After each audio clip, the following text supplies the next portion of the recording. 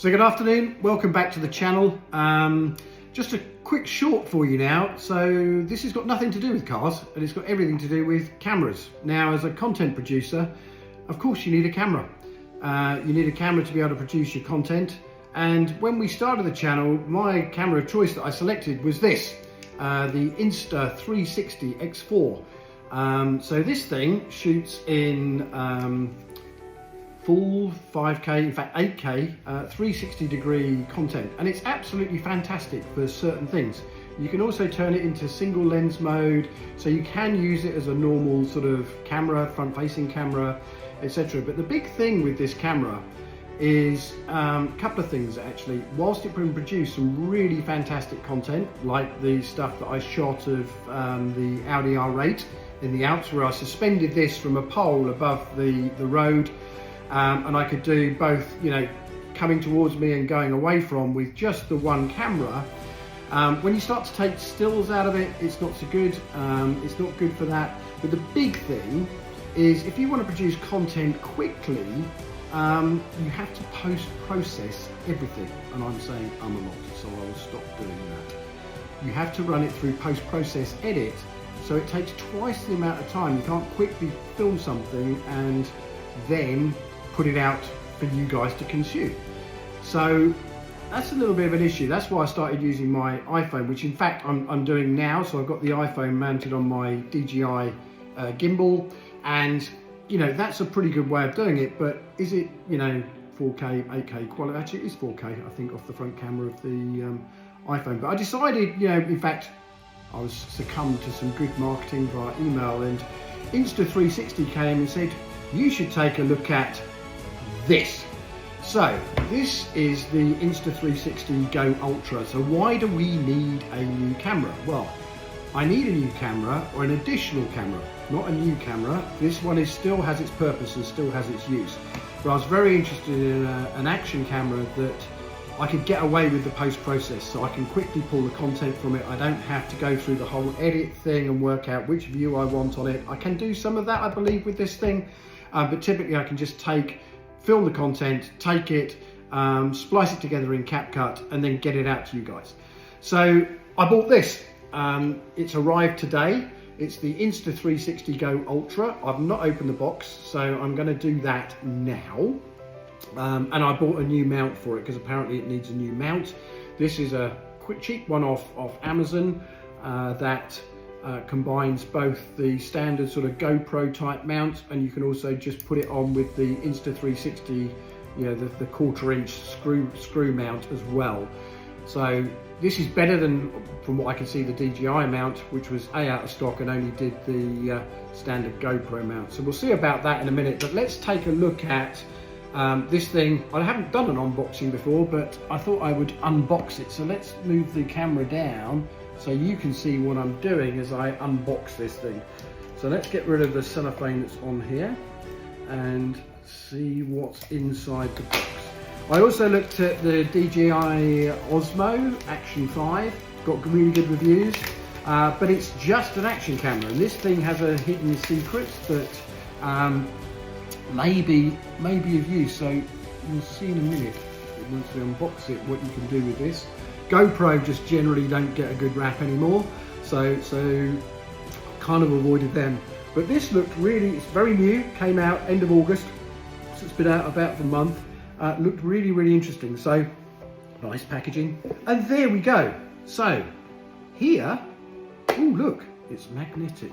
I can mount this camera. Better get rid of the knife before I cut myself.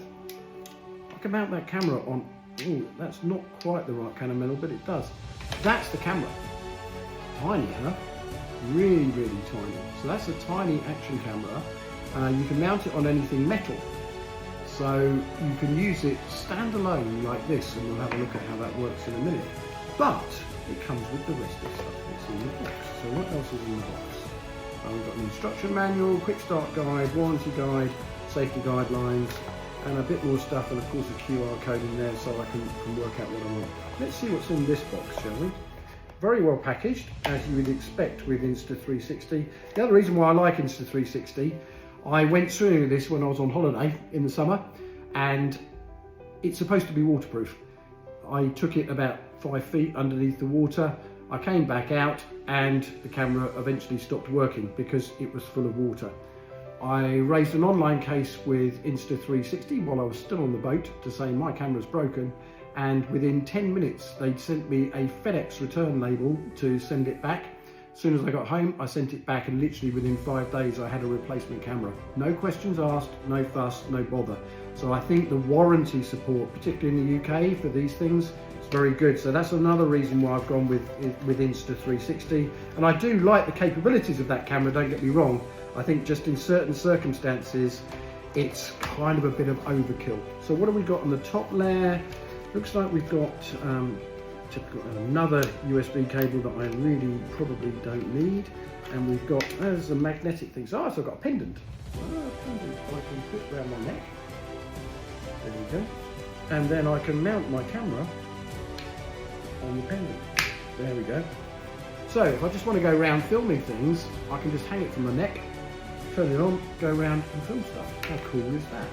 It's still quite a small camera. I've got no screens or anything to be able to control it. What else do I have in here? Oh, I've got, this is quite a nice clip. So this is a clip, I can put it on a cap or something like that. Or indeed, instead of having it on a pendant around my neck, I could also do something like this. So I put the clip behind my top here. Of course I could then attach the camera like that. Or I could use that to attach it. I don't know how much that clip stands.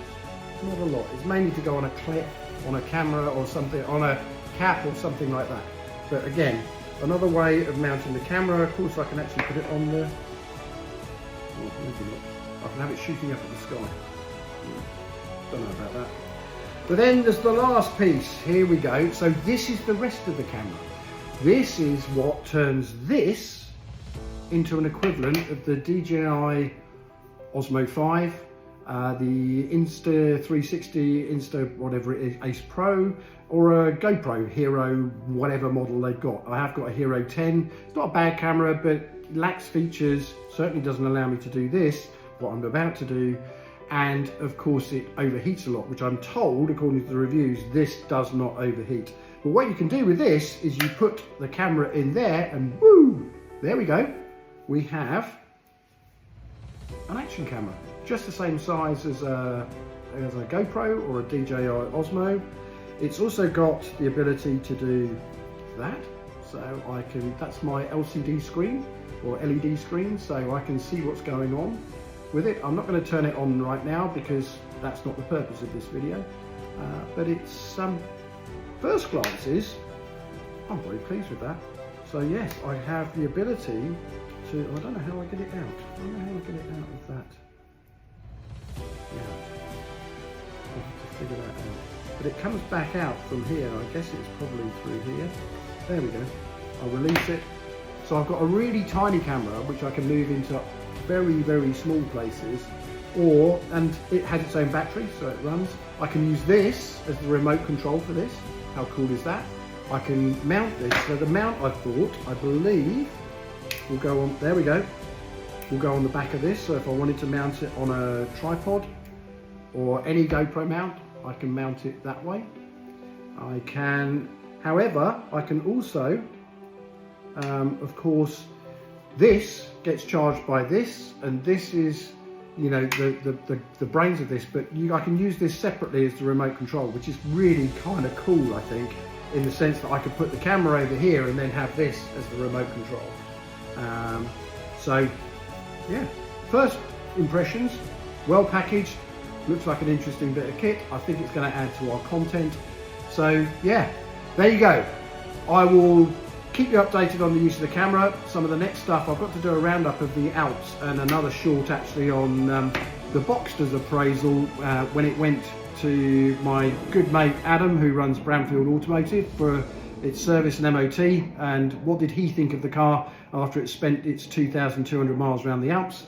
I've also got to film some stuff to bring together the whole Alps experience for you, and I have updates also for you on what happened following the altercation I had with the gendarmerie in France, because I now know and understand what happens if you drive too fast in France, the implications and what happens to you as a result of that.